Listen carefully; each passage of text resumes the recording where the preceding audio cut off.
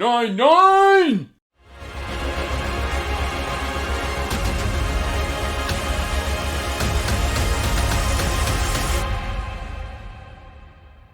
Hey everyone, welcome back to Andrew's Wizardly Reads, and as always guys, I'm Andrew. Today I got another book tag for you, but before we get to that book tag, make sure you are liking and subscribing and hitting that bell notification so you can get regular updates for when I put out new content, episodes every Monday, Wednesday, and Friday. And that said, today is a tag that is long overdue. I was tagged in this over a month ago by my amazing friend Grace Dion, whose channel and video I will have linked down in the description below. This is her original Brookyln Nine-Nine 2.0 tag. Basically, there was already a Brookyln Nine-Nine tag, and she decided to put her own spin on it and kind of rebrand it and make it her own thing.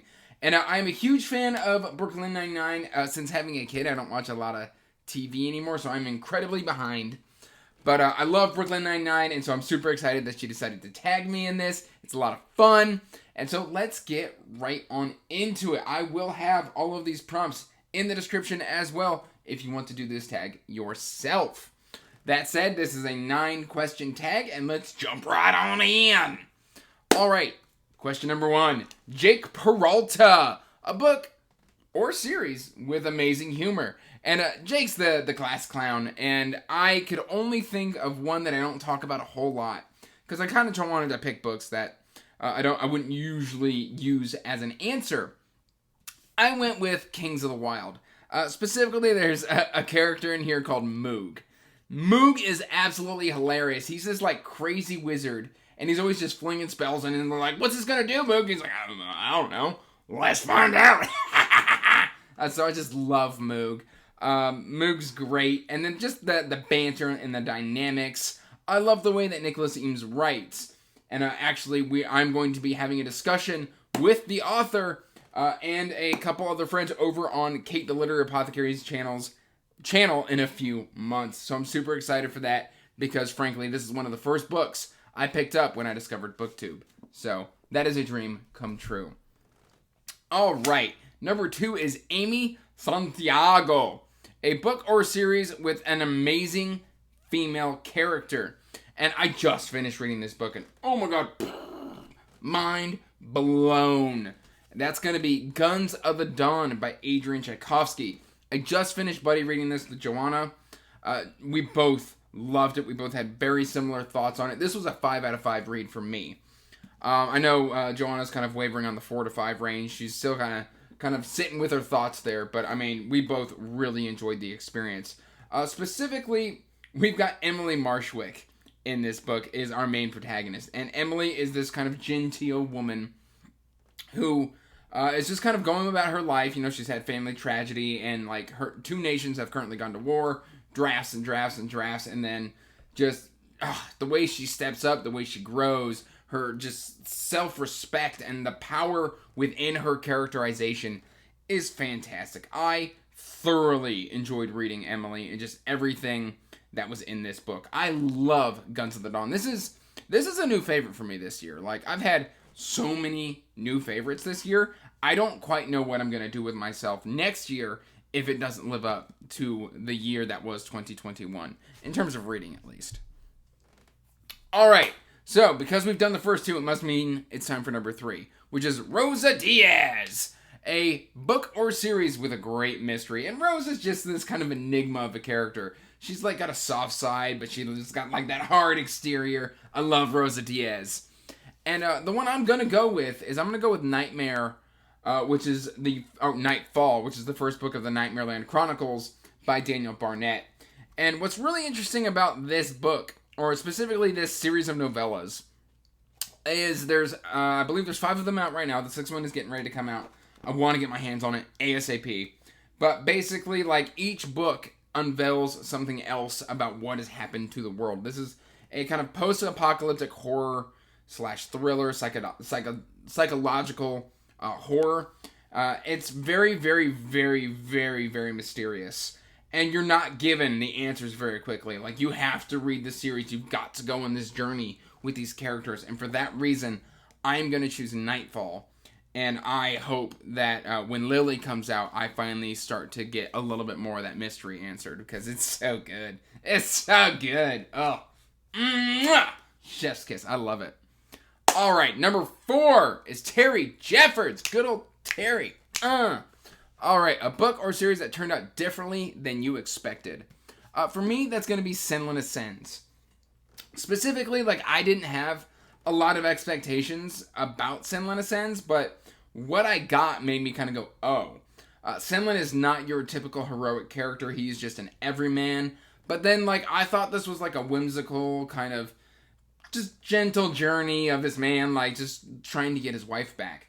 And it's filled with surprisingly dark scenes. There are just times where you stop reading and you go, oh my god, that was dark.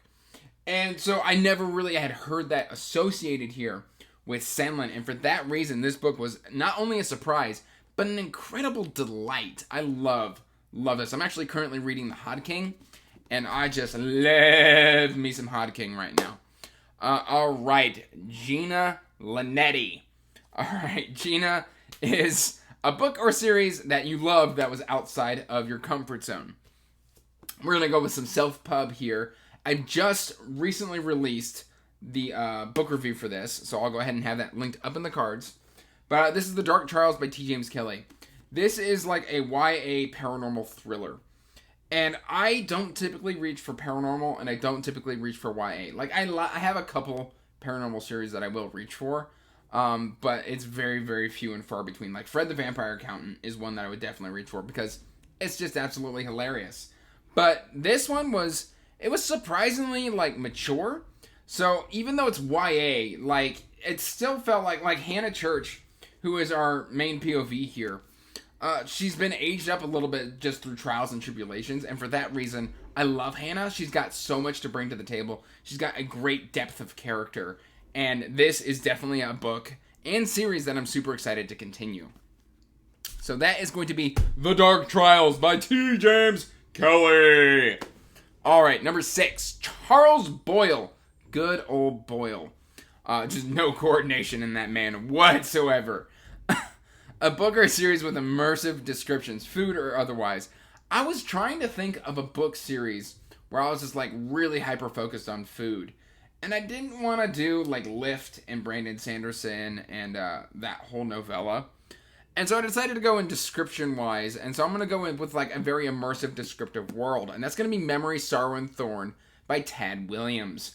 And this series is so incredibly descriptive. Like Ostenard, which is the world that this is set in, just comes alive. You really can identify with the characters. You understand. You grow with them. Everything, like, I mean, once you start getting into Ostenard, the world and just the fact, like, you feel the seasons, you feel the curve of the land, you feel its history. It's so immersive. I love it. Memory, Sorrow, and Thorn by Tad Williams. All right, we're moving right along because it's time for number 7, which is Captain Holt, a book or series that subverts the classic tropes.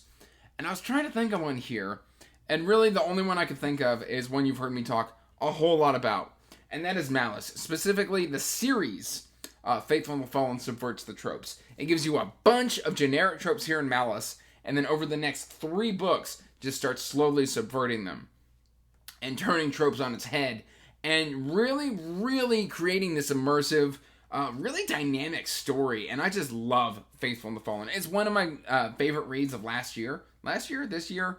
God, how long has it been since I started and read Faithful and the Fallen? I think it was one of the first ones I picked up, along with Kings of the Wild. So it's been a while, but it's really stuck with me just through that trope subversion. I absolutely love the series. All right, so we've just got a couple left. Hitchcock and Scully. A book or series that made you want to sit in one place until you finished it. And I misunderstood. But, I mean, this book still kind of works. I thought that it was one I had to have read in one sitting, so I picked one that I read in a sitting. I've actually read multiple books in this series in one sitting, but it was just saying that you want to. So, whatever. It works either way. We're going to go with Cradle by Will White. I have been doing a lot of Cradle content. This should be no surprise to any of you. I think the last 3 of these that I read in a single sitting. So this one was about 2 sittings, but I mean, Soulsmith was 2 sittings, Black Flame was 2 sittings, Skysworn, Ghostwater, Underlord, and Uncrowned all 1 sitting, I think. So the last 4 have been in a single sitting. So very, very, very fast-paced, a lot of fun, great progression fantasy. You just constantly get to see him power up and move through and just punch things in the face. I love it. I love Cradle. It's such a good series. You should definitely check it out. All right, that means it's number 9 with, okay, I always struggle saying this, Peraltiago. Okay, I got it first try. I'm lying to you, apparently. All right, a book or series with an amazing romance. And this is one I haven't really talked about. I've got 2, but one that stuck with me, like, I remember having a lot of thoughts about this book as I read it. And then once I finished reading it, I then, like, talked with the author, and we did, like, a whole panel thing on Raoul Reed's channel.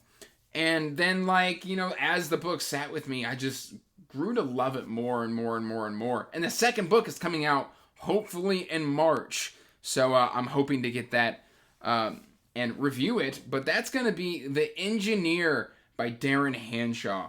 Guys, this book is a very, very interesting book. It was based off of a text-based kind of RPG that that the author's wife had created.